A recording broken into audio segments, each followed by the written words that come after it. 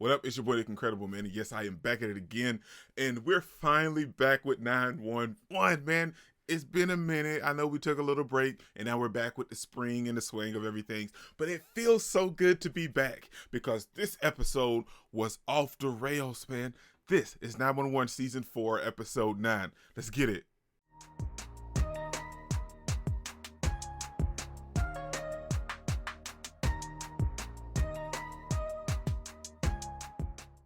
Oh my gosh, man. So much stuff went down in this episode. Not like a lot, like entirely for the episode, but like so many emotional aspects and so many things touching on different stuff because I'm going to be 100%. I almost flipped my TV over. I wasn't going to do it, hey. But I got all kinds of upset in a certain couple parts in this episode. Let's just dive into it, man, because it went off. This entire episode started off where we see Chimney and Maddie going to the hospital and going through all these other things, trying to induce the labor of the baby because she was 9 months and a couple weeks past her due date, so she was trying to induce the labor, and we see all that little skit taking place in the beginning of the entire episode. Then boom bam, we jump into her going to work and enjoying her time at work, hoping that she'll go into labor sometime eventually. And it does happen later on in the episode, but while we're dealing with that, we're also seeing that Maddie is also trying to think up a name for the baby. Her and Chimney doesn't have a name going, and we see that it built up a lot of comedy with them trying to pick names and do all this other stuff. So it was nice to have that refresher because after all of that was over and done with, we got like all kinds of serious and emotional with this entire episode, man, because boy, we start off where Maddie's taking his 911 call, man. And it's a kid in a car with his mom, and she's acting a little delirious, and she's not answering him, and he's so scared and terrified. And I'm gonna be 100%. I assumed that something was wrong with the mother, physically and like medically. I thought like maybe she was having a stroke or something, and something just made her kind of just go a little deranged and drive, and like her not answering her son. I thought that made her having the stroke would just made her just end up driving and just not pay attention to her son, because the kid was terrified on the phone with Maddie the entire time. He was just begging and begging that she would at least talk to Maddie, listen to him, stop the car or something. And then boom bam, she ends up driving on the wrong side of the freeway, going the wrong way, and next thing you know, boom bam, here comes a crash. And instantly, man, I felt so bad for the kid because he just wanted her to stop. That's all he wanted her to do. And I felt sorry for her too, because in that moment, I thought there was something medically wrong with her as to why she was doing this. And she didn't just cause a car accident, man. She caused a pile up, and she killed multiple people. I think it was maybe like 3 or 4 people that she killed and injured multiple others. And then she caused this massive pile up. And then we see that everybody's rushing to the scene to help her. And next thing you know, we find out she was drinking, and she was like well over the limit. She was drinking so bad that she became incoherent to her son entirely. Now, I saw the blurred vision during the episode, but I thought that maybe that was just, part of the stroke. I mean, I don't know. I'm not a doctor, but seeing this massive pile up, oh my gosh, man. That's what this episode revolved around. That in, Maddie and Chimney having a baby, but there was a lot of other side elements thrown in as well. We see that May is dealing with someone that's trying to friend her that was a bully to her in high school, but the girl transferred schools, and then May hasn't heard from her in like 3 years, but she's trying to friend May on Facebook. And I'm gonna be 100%. I'm with May in this situation. You bullied me for one, so I don't know what you have to say, but I don't want to hear any of it at all because you bullied me. So now you're trying to tell me, well, I was going through some things. I don't care. You didn't have to bully me. But anyway, that's something else. We're also dealing with Hen and her wife and their whole situation about the little girl. Now, about that situation, what I feel is I feel for Hen, but I'm kind of along the lines with her wife in this situation because sure, we took this child in, but we took her in as foster parents. So sure, we had to keep her for a little longer than usual because of the pandemic. So she ended up staying with them and pretty much integrated into their family because she had to stay with them longer than necessary because of the pandemic. But you knew that this was going to go this route eventually because we're fostering her. We didn't adopt her. We were fostering her. And it feels bad because then we see her kind of snapping at her wife this episode, like, well, why aren't you mad and why aren't you angry and why aren't you fighting back? Why can't we try to fight for her? Because let's be honest, in the beginning, you didn't want an extra child. You didn't want the other child. And now, I mean, it's good that she feels this way, but you knew what this was going into this. Like, we were fostering her. We weren't adopting her.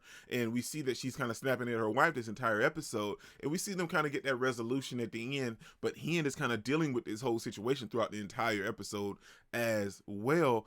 But we kind of get that nice resolution at the end because the little girl has to go anyway. And now we see that Hen's kind of bashing this girl's mother, but we don't know the situation, and Hen doesn't know the situation as to what's going on with this girl's mother. Sure, you may think that she's bad and all this other stuff, and why she lost her daughter, but all of that speculation because they kept it private like that. So like they wouldn't know, but like we don't actually know why her mother lost custody of her. It could have been because of housing or a job that she was doing. We don't actually know, so you can't speculate and say that she was just a bad parent. So at the end of the episode, we see that the little girl is gone, and Hen and her wife, they're in a better place, but Hen is still a little torn a little bit in her heart because she kind of wanted to keep her and adopt her, but we knew what this was from the very beginning. Now, with the pile up and this lady being drunk, we see Athena come on scene. It's like, well, there was a 911 call and some things may have happened, so I just want to make sure she's okay as well, because she sounded a little problematic on the 911 call after we find out from her son, maybe some things happened. And like maybe the slurred speech was happening when they arrived on the scene, and she was like, well, maybe could that be medically, and as to why she was doing this. And Athena came up there, man. It was like, nah, see, she was up here drinking, and and she was called her stupid. And in that whole moment, it didn't dawn on me until it happened. And when she kind of talked about the lady, I was like, oh man, this is definitely a trigger for Bobby. Like the entire situation, like involving kids, causing the death of other people and innocent civilians, and just this whole incident in place because of the alcohol. This is like a trigger in like a symbol for Bobby, and we see that kind of torments Bobby a little bit this episode, and he's a little down this entire episode, not just because of what Athena said, but because of the actual situation itself. And we see that playing in on Bobby's conscience and on his mind, constantly thinking about, his own situation in that same aspect. And we see at the end of the episode that he's still dealing and reeling with everything that he actually done in his situation, and in that moment of the situation that the lady done on the call. And he ends up going to AA at the end of the episode. And I'm hoping that that's going to help Bobby, because I don't want Bobby to start drinking again. I don't want him to start drinking again. I like sober Bobby, so let's keep sober Bobby.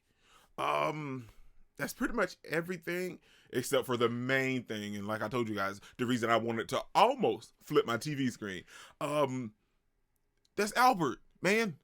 Chimney tried to call Albert because Maddie ended up going into labor, and he was trying to get to the hospital, and the next thing you know, we find out Maddie needed her fertility beads. I think that's what it was. I can't remember.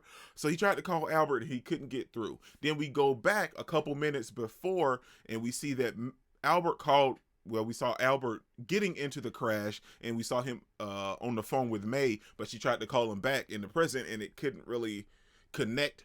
And we see that Albert was involved in the wreck too, but he flipped off a couple miles back. And oh my gosh, Albert is bleeding and pouring out. And I was mad, man. I was tearing up, and I was tore up all on the inside because I was thinking that they just might kill Albert. And I was so kind of I was so, boy, I was mad. I was angry, and I'm glad that they didn't. But like there was moments, because we see that they may not get to him in time, and we see that he flatlined in the ambulance on the way to the hospital, and I was all kinds of upset. But gladly he pulled through. Hen didn't stop giving him compressions until he revived, and he made it to the hospital. He's beat up and bruised and battered, but he's alive, and I gotta say that's a relief on me, man. I was gonna be all kinds of upset if they killed Albert, and I thought that might have been the route that they were gonna go, because Fox is good with that kind of stuff, man. And because we know that Maddie and Chimney were having a hard time picking a name for the baby, and I was thinking, well, if they kill Albert, maybe they'll call her like Albertina or Albert, because we see those are the names that Chimney brought towards Albert when he was talking to him. And I was like, well, I'm not big on Albertina, but it's okay. But I was just so glad that he didn't die, man.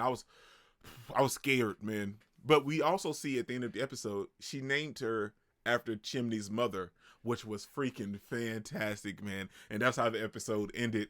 And I gotta say, I loved it. I loved it. And there were moments where it made me angry and upset, but I just love 911 so much, man. And now you guys know what I'm here for. I done 911.